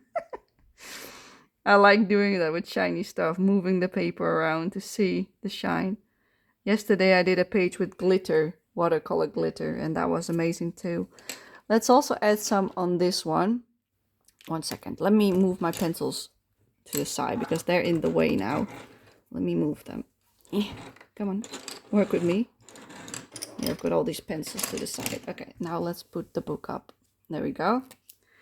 Bump it one time on the side. I think I'm gonna add in some gold on this bit. Like so.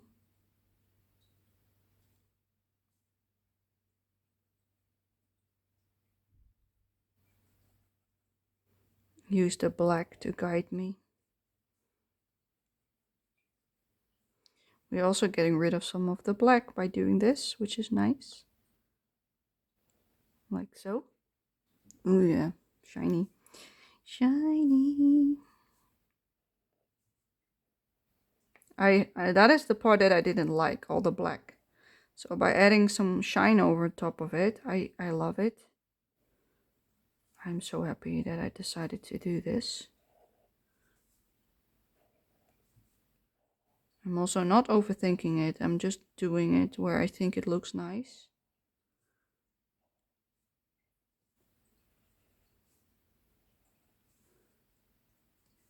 Just doing it by feeling, basically.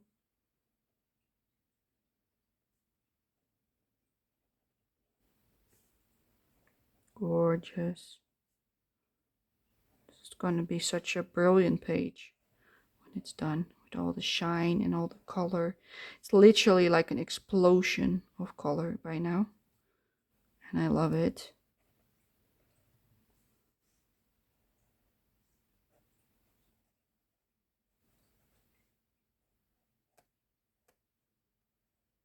There we go. Another one done. Look at that.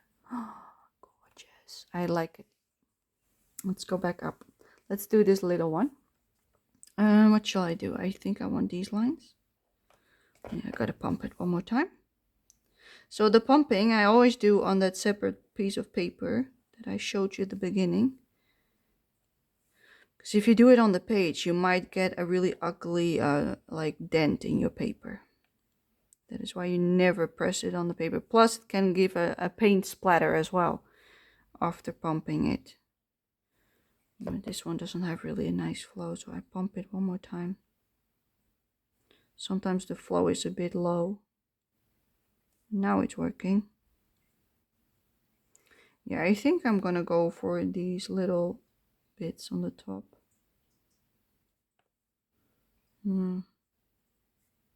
Let's see.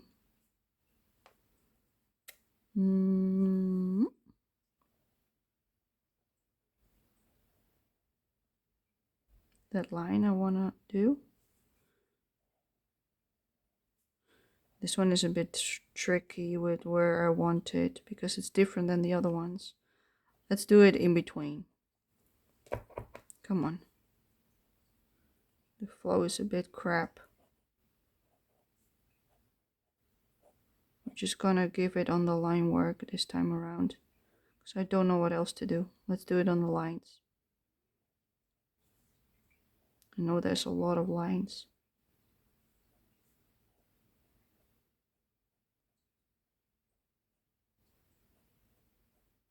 Let's go for it. Speedy Gonzalez mode activated. I don't know. Too much? Maybe. Do I like it? Yes. Sometimes you just have to do something and then not think about it and then have a look afterwards of what you've created. Sometimes it becomes a mess and other times you're just like happy that you've done it. I think this is one of those occasions that I'm happy that I've done it. I hope. I really hope so. I just assume I will like it.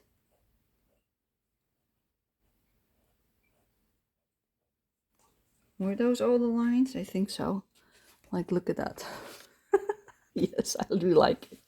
Let's go to this giant one. What do I want for this one? The black lines, of course. Let's go over those big black lines. I think I will just keep it to the big black lines for this one.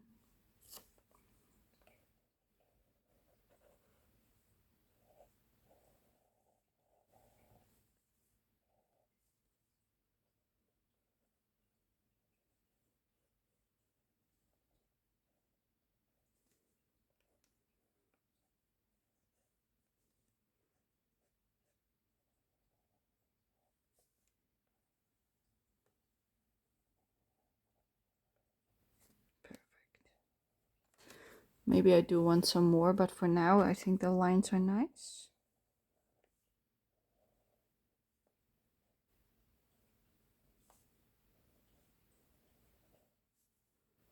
Beautiful. It actually makes me quite calm doing this.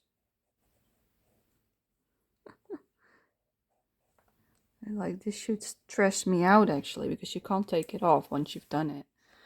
Oh, shiny. I think I do want some shine in the pattern, so let's do the inside of the flowers. Maybe that's enough. And if it isn't, I can always add more. Ah, yes. That's my idea of this one.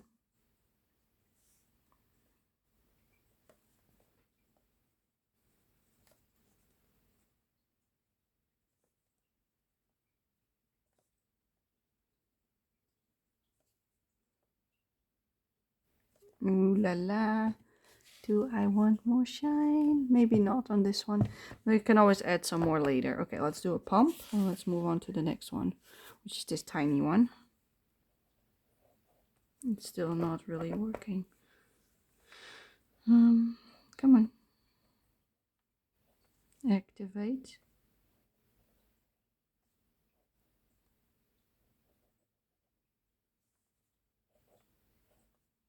There we go. That's where the flow is coming. Finally.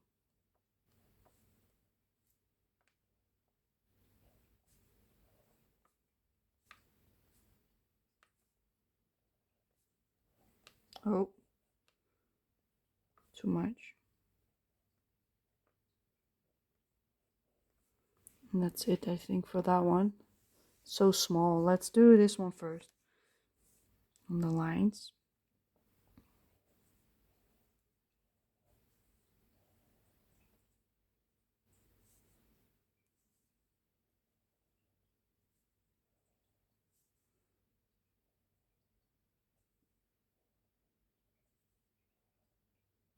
And there we go. Just continuing with the one next to it, basically. Adding it on.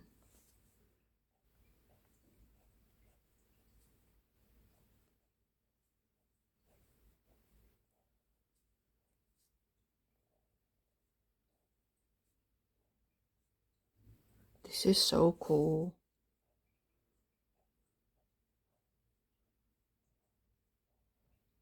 I think this is exactly what I needed today. Some shine. Okay, let me move the page. Let me grab this, because otherwise... Oh, and that. Let me move the paper. There we go. No, I should first do the top one, because otherwise I'm smearing with my hand. So let's do this one. Yeah, I'm thinking like that I can place my hand next to it, then I should start on the top again. So gorgeous.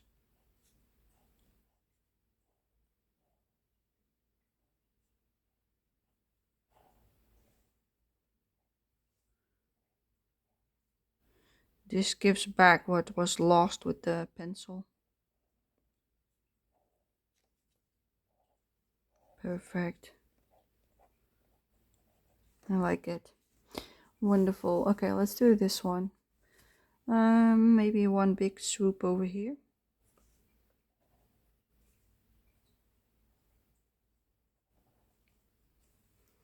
Next to this one.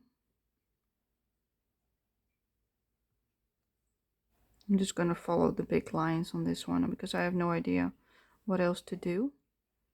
Let's make a big section of gold over here on the black, because I don't like black, which we know by now. All right, there's one more over here, and one more over here. Do I want the top or the bottom? The bottom. There we go. And let's color in these tiny bits.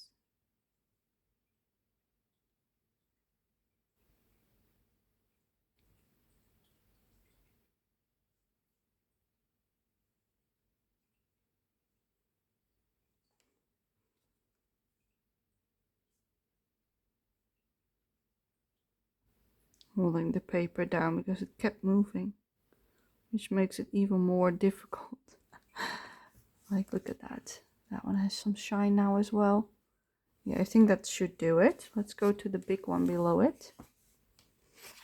This one. Nice big circle. And there we go. Let's make some more lines.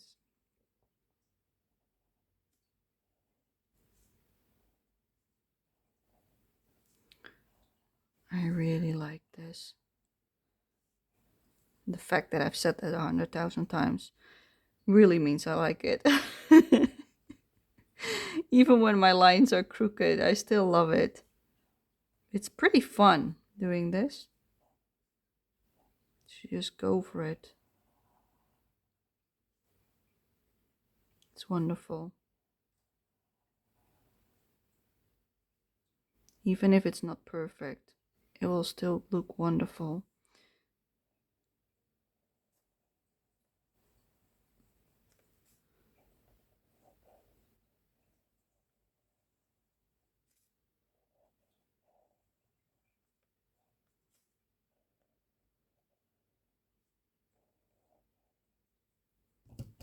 Oh.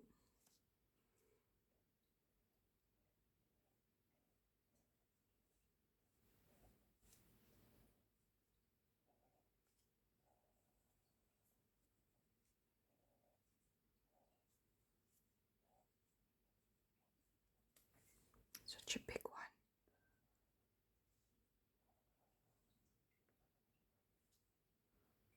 Like from a page that I didn't like to a page I love now. Yeah, and that is the beauty of coloring books. Sometimes you're like, nah, I'm not really a fan of the page.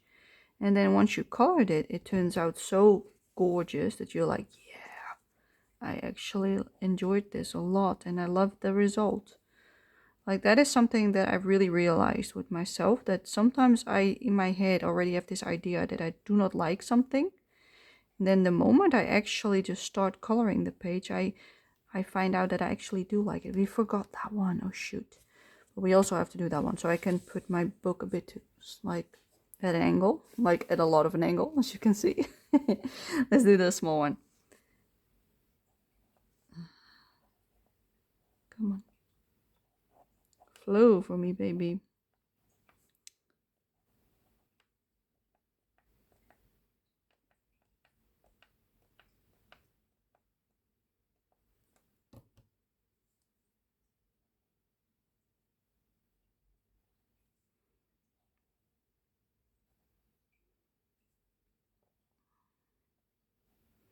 So yeah, sometimes you should just give a page a chance instead of just thinking like, nah, I never want to do this. Like when I really hate a page, that is like when it's the hardest to do. But with a page like this that I'm just not a fan of it, basically. I do like it, but I like others way more. Then sometimes you should just go for it, and sometimes you get surprised by yourself how you like it actually, which happened to me quite some time by now. I've had it happen in a few books, which is nice. So that also opens my mind to other ways I could do like stuff that I don't like as much. Let's do the big one underneath.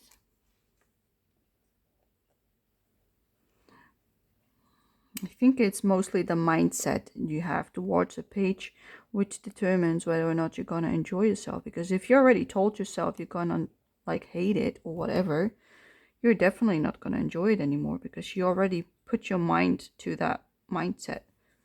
So the moment I say like let's have fun, that's a totally different mindset.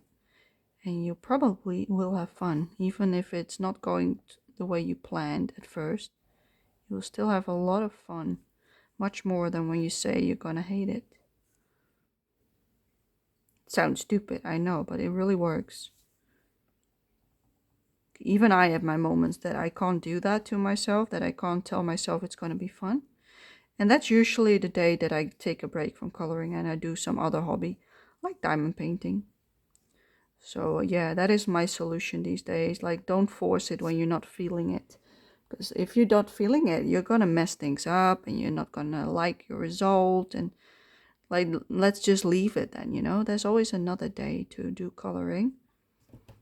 Yeah, sometimes you learn stuff about yourself that you didn't even know, like you knew about it, but not to that extent. So, but it doesn't happen that often that I'm really not in the mood to do stuff. So usually I just do something simpler, like my Disney color by number, on days that I'm not like really creative. And that helps, like a little break. And then the next day I feel up for it again, like today. I started a Disney color by number this morning because I always have one on the way, no matter when, like, so that when I feel like this, I can just grab it and do a little bit and put it away when I'm done, for a little bit of coloring time. And that works for me. That distraction works. So maybe that's also something you could do, maybe with a different type of book that you find relaxing and easy. That could be your in-between pages between the big projects. Because books like these can be really intimidating. And you don't want to do one after the other because that might be too much for you to handle with the stress that comes with it. Because let's face it, we all want to make this perfect and nice and brilliant, and it doesn't always happen. Like, so far I've been really happy with all my pages in this book. I don't think there's not one that I do not like the result of. So that means I've done a great job. So I'm really proud of that. And yeah, so should you. So should you be proud of your own work. If you finish one every month, you can be proud that you've done it. And even if it's like once every 2 months, like the group does, you can be proud of that because you can tell, like you can say to yourself, I've done that. I achieved something in that book. And even if you only do one page in an entire year, you can still be proud because you've done it. Like the moment that it sits uncolored on your shelf and you really wanted to color it, but you were too afraid to touch it, that's the moment you're like, maybe you should just grab it and do it. That is my conclusion to that one. Like, if you're so intimidated, just start, even if you need to buy yourself a second copy to get you over that fear of just starting, do it. Buy a second copy and use that one to practice of what you think you might want in that book. try it out in your second copy, and just keep doing it until you're happy with your style that you made in that book. And if you're then up for the real one, try it again. Because yeah, some of these books are pretty good availability, so you can get more of them. And this is one of them. Oh, all the shiny goodness. Let's zoom you out, because we're done. Let me pull this one out. So it's basically like this craft paper that I've got for protection. Also for like rubbing behind, so that you don't get the paper texture. So this is what it looks like after we've done. Like, look at that. Doesn't matter how I hold the page, you can already see all the shine. Like, ooh, ooh, ooh la la. Oh, that one looks actually brilliant. Yes, yes. Oh, yes. I can look at this all day, people, but we won't. I'm going to say my goodbyes. I hope you enjoyed yourself with the color along for the month of February in this lovely book. And I can't wait to see what is up for the month of March, because that is the time that we have a new voting for the group of Amy Ward Art on Instagram/YouTube. And we will see what she comes up with, because she usually gives us 3 pages to pick from, and the one with the most votes wins. So this one was one that I picked for this month, extra on top of the group. And that is my plan going forward. So if it's a double for March, you will see half of it in March and half of it in April. And if it's a single, you will just see it in March, and a second one of my choice in April. So that is everything that I have for you today. And thank you so much for being here with me and enjoying yourself with some glitter and glamour. And I hope to see you for the next one. So thank you, and until next time, bye bye.